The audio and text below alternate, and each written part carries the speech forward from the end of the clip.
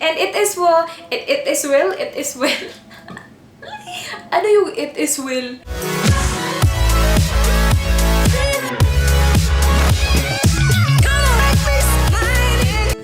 Rhaze here. Welcome back to my channel. Today I will be doing another first impression review for you guys. Today's review will be on the Detail Matte Liquid Lipstick. This is from Cosmetix Unlimited. If I am not mistaken, this is the very first and only liquid matte lipstick here in the Philippines. I could be wrong, okay? I think meron sila sa ibang malls. I'm not sure if they have one in Cebu though. For sure, meron sila sa Manila, pero hindi ko alam kung saang mall sa Manila. Pero some malls in Manila carry this. They also have a website, Cosmetix Unlimited. I will leave their links below. They also have Instagram, Facebook, and yeah, this is 225 pesos. And they do have promos from time to time, like they will have 25% off or like whatever off, you know. So yung original price niya is 225 pesos, and that is very affordable for a liquid matte lipstick, you guys, especially if it works out great. I do not know yet because I have this lipstick on for less than 10 minutes now. I actually have 6 shades with me right now, you guys, that I'm gonna do a swatches video really soon. Actually, the swatches video will be up right after this video. I did ask you guys on my Facebook what shade you want me to do a first impression review on, and this shade won. This is the shade Naima. Actually, Naima and Samantha were really close. Like siguro mga less than 5 points lang yung pagitan nitong dalawa. But yeah, Naima won. It has 4.2 grams. Tapos yung packaging niya din is transparent. Kung ano yung nakikita yung color, yan talaga yung product. So that is the actual color of the product. Yes. I really like the applicator actually because hindi siya ganun kalaki. Like perfect size lang talaga siya. Tapos yung shape niya din is parang straight lang. Walang leaf na ganap. I actually prefer that kind of doe foot applicator. Yung parang straight lang, walang pa-curve kasi mas madali siya i-apply in my opinion lang. Again, I've had this lipstick on for less than 10 minutes and I'm really liking it. Ang bilis niya nag-set kanina. Less than a minute nag-set na siya. Very matte. Feels really lightweight. Hindi siya sticky sa lips ko at all. Hindi siya sticky sa lips ko at all. Okay na okay siya. So far, so good. So, ipapakita ko na sa inyo guys yung clip of me applying this on my lips. Okay, close up and personal. Oh my gosh, makikita niyo ang aking mga pimps. Pimp number 1, pimp number 2. Perfect! As usual, wala akong lip balm, but I do apply lip balm every night before I go to bed. Ganito yung doe foot applicator niya. My gosh, that smells good. Hindi ko alam. Pero may pagka like fruity na fresh yung smell niya.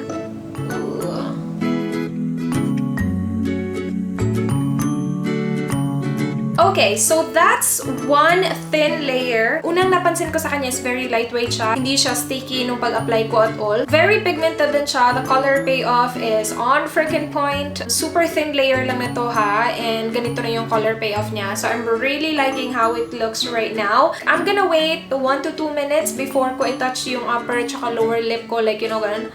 Kasi that's what they suggested on their Instagram. Wait 1 to 2 minutes para mag-set siya. And then, if you want, you can add one more layer after 1 to 2 minutes. Pero I'm not gonna do that because, again, I really like the color payoff that it gives on my lips right now. I don't feel the need to add one more layer. Kung titingnan mo siya, nag-set na siya. Matte na siya ngayon. But then again, I'm gonna wait 2 minutes para sure talaga ako na as in super nag-set na siya. I'm actually really liking this color. It's kind of like a pink lavender color na ganap na ganyan.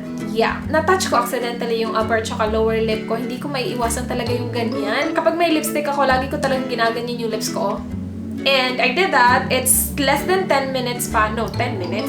It's less than 1 minute pa. And nag-set na siya. Hindi nagsistick yung upper at tsaka lower lip ko nung tinouch ko sila.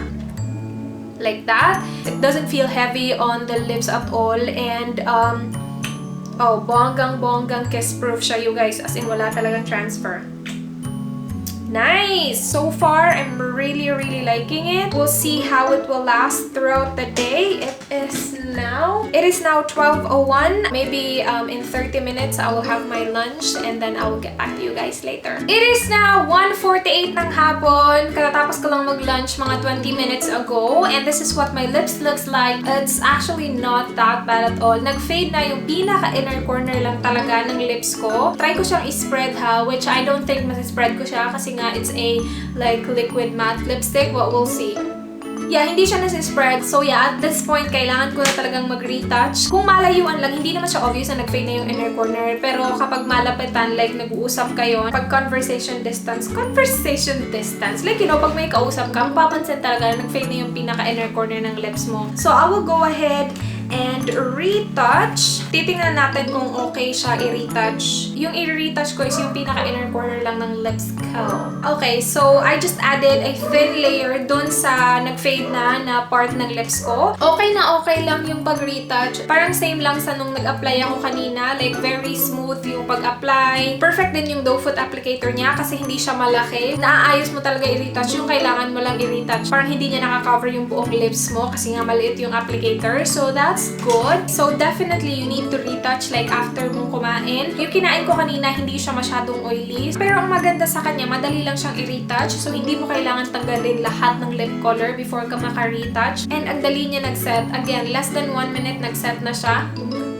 Okay na siya. Yung napansin ko lang, yung tinitingnan ko yung sarili ko sa salamin nung nasa labas ako. Under natural lighting, medyo nakaka-yellow siya tingnan ng ipin. And we'll see what will happen at the end of the day after ko na mag-snack and then mag-dinner. It is now 8:38 ng gabi. Katatapos ko lang mag-lunch. No, not lunch. Katatapos ko lang mag-dinner. Tapos, nag-snack na din ako ng 2 beses today. Yung mga mga chips, ganon. And this is what my lips looks like right now. You guys, it is not bad at all. Nag-fade na, yes, yung pinaka-inner corner lang ng lips ko. Pero hindi siya tsaka tingnan at all. Like, mas nag-fade yung kanina kaysa sa ngayon. Maybe because nag-set to na mas matagal sa lips ko. After kasi ako nag-retouch mga 2 hours pa before ako kumain ng snacks ko. So, nagstay siya sa lips ko ng mas matagal. Compared sa nung nag-lunch ako, I had my lipstick on for an hour lang. Tapos, kumain na agad ako ng lunch. Yung dinner ko, hindi din siya oily. Fish yung dinner ko. Tapos, yung lunch ko din kanina, fish din the same. So, that's one thing to consider as well. And also, I forgot to mention kanina na hindi siya nagta-transfer at all. Like, nung kumakain ako, wala akong nakitang nag-transfer sa spoon ko, sa pagkain ko. Hindi din siya nagta-transfer sa bottle ng tubig na ininom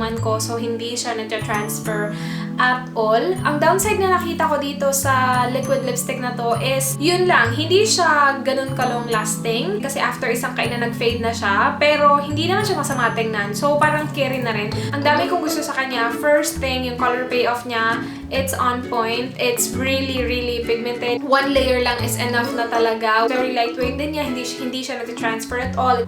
Kiss proof din siya ng bonggang-bongga. Hindi nga siya long lasting pero madali naman siyang i-retouch. Like, you do not have to remove it para i-retouch siya. So, it's easy. And I like that. Overall, I really, really like it. Good job, Cosmetix Unlimited. I would recommend you guys try it out. Again, they have 9 shades. So, they have a lot of shades to choose from. Again, I will do a swatches video. I will swatch all the 6 shades that I have. So, that's basically it for this review. Please do like the video if you found the video helpful. Subscribe if you're not yet already. I hope to see you guys in my next one. Do not forget me. Goodbye.